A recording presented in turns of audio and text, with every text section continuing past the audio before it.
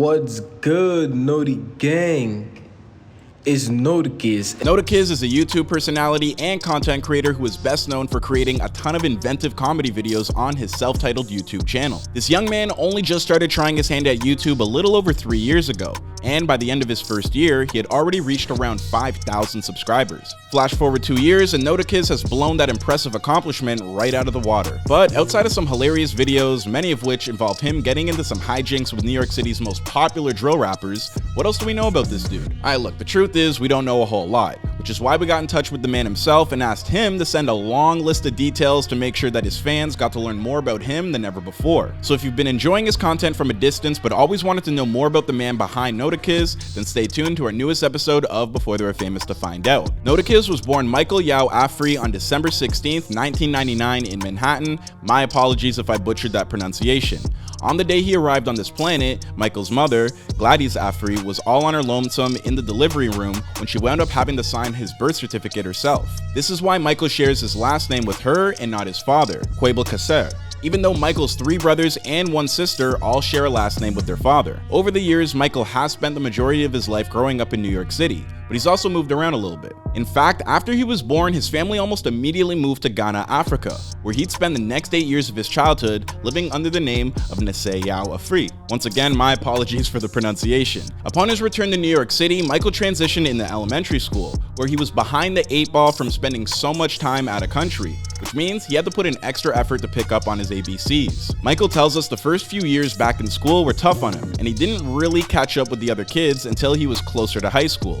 And since returning to the US, Michael has been based out of Brooklyn the entire time, and one of the city's oldest professions runs in his blood. I'm of course talking about Michael's father and his career as a yellow taxi cab driver. In fact, it's thanks to this hookup that's how Michael's been able to get a cab of his own for his more recent YouTube videos. Cause if you know, you know, when it comes to getting a cab and, you know, being of a certain complexion, it can be difficult.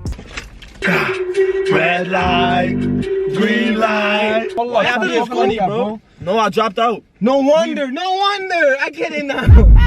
You think his shit was trash? Imagine when you listen to his shit. While Michael's father spent his days and nights driving all over the city, his mother spent her workday at a nearby hospital. And in case you can't extrapolate from that work ethic, Michael's parents were very, very strict. I mean, they're African too.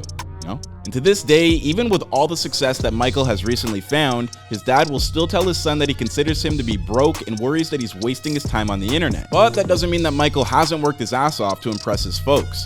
After graduating from HSPS High School, he'd go on to attend a 4-year post-secondary course at the New York City College of Technology, where he earned an honors degree in computer engineering, something that he tells us he only did just to make his parents happy. Well, that and follow a girl he was dating at the time. Unfortunately, the relationship wouldn't last to 4 years. See that, fellas? You never switch schools for a shorty. Speaking of relationships, when it comes to his siblings, for the most part, Michael isn't all that close with any of them, primarily due to some very large differences in age. But Derek, the brother that he's closest to, became interested in YouTube shortly after Michael did and asked his big bro to show him the ropes. Since then, Derek started his own YouTube page, where he's known as Prince DK, and is following in his big brother's footsteps. Play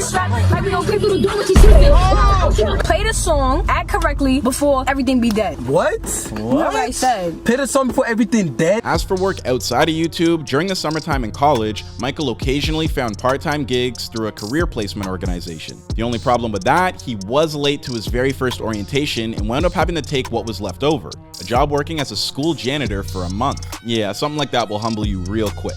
Thankfully, he upgraded shortly thereafter to helping out with a freelance graphic designer, something that he wound up enjoying a whole heck of a lot more than scrubbing floors, even if the pay still wasn't all that good. But hey, at least it allowed him to flex his creative muscles for what would come next. When Michael was much younger and enjoying his childhood, one of his favorite pastimes was video games. For the most part, his genre of choice was first-person shooters, and he'd play series like Call of Duty. In fact, Michael loved gaming so much that he was convinced he was going to become a gameplay streamer. But as he grew older, his taste began to shift more towards the vlogging side of YouTube culture. More specifically, Michael discovered the content of DDG, a rapper who got his own start on YouTube in 2014. Before shifting to vlog-based content the following year. Watching DDG's work inspired Michael to pick up a camera for himself and film some in real-life content. Thankfully, Michael's older brother had a Canon T7i just lying around the house that he had brought but never wound up putting to any use. So Michael decided to not let it go to waste. 2017, I'm turning 18. This year, I'm gonna be loyal, generous, and friendly. First though, he needed a moniker. Now remember Michael's ex, the one that he had in high school and then followed to college? Well, it's actually thanks to her that we know Michael under the name that he uses today. Back when they were still together, Michael was playing around with the idea of starting a YouTube channel. So we asked her what he thought he should name it. Well, she told him that her favorite name was Marcus, but Michael really liked the name Notification. So he simply combined the two of them together to come up with Noticuz. Unusual? I mean, sure, but I mean, hey, it worked. After creating his moniker and rounding up the necessary equipment, Michael would collect a couple of friends in college, in particular a buddy named Chris, to handle the camera. Then he began filming a bunch of content with no consistent theme because, as Noticuz quickly came to realize, creating entertainment for others isn't always a straightforward kind of thing. You go to the chat part, right? And on the chat part, you can click the knock, and it knocks on like one of your friends, it knocks on their door, and you get to talk to them. While Noticuz's approach to content creation has definitely changed over time, it's been steeped in rap culture from the very beginning. Whether it was instructing his audience on how to make a genius certified video, or dropping a few singles of his own with titles like Hate Me and Never Again, Noticuz has always known that the hip hop scene was the best space for him to play around in. From there, Noticuz would film challenge-based videos and comedy material, the kind of stuff where 14 women would come compete for the affections of 12 dudes. Yeah, some real gladiator type shit. So, after y'all talk, what y'all think now? I'm gonna talk to her though. You gonna talk to her? Yeah. Okay, what about you? I mean, I think he's a little boy, but it's okay. Listen, It's okay. He found some success and went viral with a few of those early creations, but as much fun as he was having, he recognized that he still hadn't found his own voice, at least not yet. After about 2 years of churning out content along a similar vein, Noticuz would discover a very specific brand that brought him consistent numbers. I'm talking about his many comedic collaborations with New York City drill rappers. A large majority of these videos are filmed from inside of his father's taxi cab, and more often than not, Noticuz will wind up taking his life into his own hands by getting these rappers righteously ticked off at him.